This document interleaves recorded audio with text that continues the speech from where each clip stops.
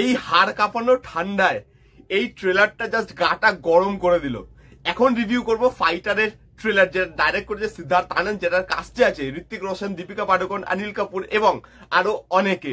ওকে, তো 2024-এ যতগুলো বড় বড় ফিল্ম বেরোচ্ছে ফাইটার তাদের মধ্যে অন্যতম, এবং এটার দিকে না লোক তাকিয়ে বসে আছে যে এরকম একটা এয়ার স্ট্রাইকের ওপরে ফিল্ম ইন্ডিয়াতে এর আগে সেরকম ভাবে হয়নি, আর যেগুলো হয়েছে সেগুলো অতটা সাকসেসফুল নয়। তো এই ফিল্মটা বড় বাজেটে তৈরি, বড় স্টারকাস্ট নিয়ে তৈরি, ভালো ডাইরেক্টর ডাইরেক্ট করছে, এই ফিল্মটা কেমন হয় ট্রেলার বেরিয়ে গেছে, সেটারই রিভিউ করব এখন।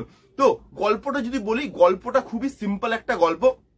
পুলওয়ামা অ্যাটাক হয়েছিল, যেটা প্রত্যেকটা ইন্ডিয়ানের জন্য খুব দুঃখজনক একটা ঘটনা, এবং সেই পুলওয়ামা অ্যাটাকের জবাবে ইন্ডিয়া যা করেছিল সেটা কিন্তু প্রত্যেকটা ইন্ডিয়ানের জন্য গর্বেরও একটা বিষয়।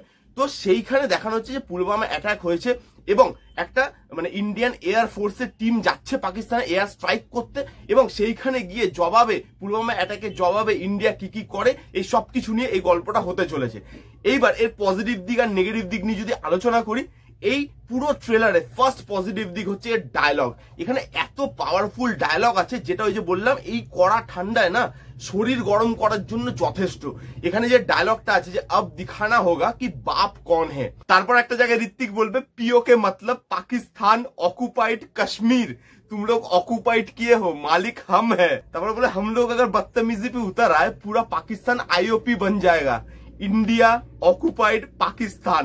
এরকম ধরনের কিছু ডায়লগ আছে যেটা ভেতর থেকে ওই ফিলটা দিচ্ছে, ওই পেট্রিয়টিজমটা জাগাচ্ছে, আর ডায়লগ সিরিয়াসলি আউটস্ট্যান্ডিং হয়েছে। তার সাথে এর কাস্টিং এবং তাদের পারফরমেন্সেস, এখানে ঋত্বিক রোশন, দীপিকা পাডুকোন, এই যে পেয়ারটা এটা ফ্রেশ লাগছে দেখতে, সাথে অনিল কাপুর আছে, খুব ভালো ভালো কাস্টিং এখানে করা হয়েছে এবং প্রত্যেককে দেখতে ভালো লাগছে, স্টাইলিশ লাগছে, এবং প্রত্যেকের পারফরমেন্সও আশা করব খুব ভালোভাবে হবে যেন। এই যে পুরো ট্রেলারটায় এখানে যদি আপনি দেখেন ফার্স্ট হাফটা মেনলি টিম বন্ডিং, তারপরে রোম্যান্স, গান, এইগুলো নিয়ে, আর সেকেন্ড হাফটা পুরোটা ইমোশনাল এবং অ্যাকশনের ওপরে। তো এই যে পুরো ফিল্মটায় মেকাররা একদম অ্যাসিওর করে দিয়েছে যে এখানে খালি যে অ্যাকশন হবে তা কিন্তু নয়, তার সাথে সাথে এখানে ইমোশনাল পার্টও থাকবে, এখানে অনেক জায়গা থাকবে যেখানে আপনি কাঁদতে হয়তো বাধ্য হতে পারেন। তো এই যে অ্যাকশন আর ইমোশন, এই দুটোর ব্যালেন্সটা যেভাবে তৈরি করেছে সেটা কিন্তু খুব ভালো। তার সাথে এখানে যে বড় গ্র্যান্ডারে ফিল্মটা তৈরি হচ্ছে বড় স্ক্রিনে দেখার জন্য, এবং এই ঘটনাটা যেরকম সেটা লোকের সাথে অটোমেটিক্যালি কানেক্ট করে যায়, এবং সিরিয়াসলি বলছি এই একটা সাবজেক্টের ওপর এত বড় গ্র্যান্ডারের সিনেমা সত্যি খুব কম হয়েছে, আর এরকম ধরনের সাবজেক্ট আর তার সাথে এরকম ধরনের গ্র্যান্ডার কিন্তু দরকার। তো এই ফিল্মটা বড় স্ক্রিনে দেখার, এবং মানে হয় না যে বড় ডলবি সাউন্ডে বড় স্ক্রিনে বসে এই ফিল্মটা এনজয় করার মতো একটা ফিল্ম। তো এর লুক অ্যান্ড ফিল বলুন আর এর গ্র্যান্ডার বলুন, প্রত্যেক কটাই কিন্তু খুব ভালো। এখানে যে প্লেনের যে শটগুলো নেওয়া হয়েছে, যে আকাশে যে ফাইট করছে, ওই ফাইটের সিনস গুলো ভালো লাগছে দেখতে, মানে দেখে বোঝা যাচ্ছে টাকা পয়সা খরচা করে বানানো হয়েছে। হয় না যে এজ অফ দ্য সিট এই ট্রেলারের মধ্যে আপনি পাবেন। আর লাস্ট হচ্ছে বিজিএমটা, প্রথমে বললাম এই ফিল্মটা আর যাই হোক টেকনিক্যালি খুব স্ট্রং হতে চলেছে, যেরকম অ্যাকশনটা হচ্ছে তার সাথে লাস্টে বন্দে মাতরমের বিজিএমটা বাজছে, ওই জিনিসটা না গুজবাম আরো বেশি করে বাড়িয়ে দেয়। যেখানে ঋত্বিক ওই ফ্ল্যাগটা প্লেনের ভেতর থেকে দেখাচ্ছে, ভাই আউটস্ট্যান্ডিংলি ডিজাইনড ট্রেলার। তো তার সাথে বিজিএম, কালার টোন সবকিছু খুব ভালো, টেকনিক্যালি খুব ওয়েল মেড লাগছে।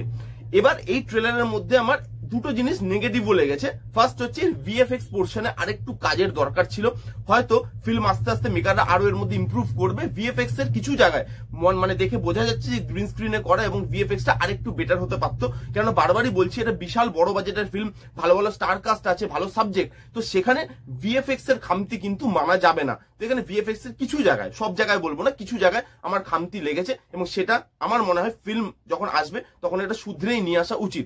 আর ট্রেলারটা অনেক কিছু রিভিল করে দিয়েছে, এতটা বড় না করলেও হতো, কেননা একটা জায়গায় আছে ঋত্বিক লাস্টে গিয়ে যে ভিলেনটাকে মারবে সেটা অব্দি এখানে দেখিয়ে দেওয়া হয়েছে। তো আমার মনে হয়েছে একটুখানি আরেকটু ছোট করলে, বা ট্রেলারটা যদি অন্যভাবে একটুখানি কাটিং করা যেত, যে পুরোটা আমি না বললাম। মানে দেখুন এই গল্পটা এরকম খুব একটা যে লুকিয়ে রাখার কিছু তা তো নয়, বাট এটা 90% মানে রিভিল করে দিয়েছে, সেটা আমার একটু প্রবলেমেটিক মনে হয়েছে। আরেকটু ক্রিস্প করলে, আরেকটু জিনিসপত্র লুকিয়ে রাখলে আমার মনে হয় বেশি ভালো হতো। তো এই ছিল ফাইটারের ট্রেলার। কারা কারা দেখেছেন, কাদের কাদের আমার মতো ফাইটারের ট্রেলার দেখে শরীর গরম হয়ে গেছে, কমেন্ট করে জানান। যারা দেখেননি এক্ষুনি গিয়ে দেখুন। আর এই ছিল রিভিউটা ভালো লাগলে প্লিজ লাইক করবেন, কমেন্ট করবেন, শেয়ার করবেন, চ্যানেলটাকে আমার সাবস্ক্রাইব করবেন। দেখা হচ্ছে নেক্সট কোনো ভিডিওতে, ততক্ষণ bye bye, take care and be safe.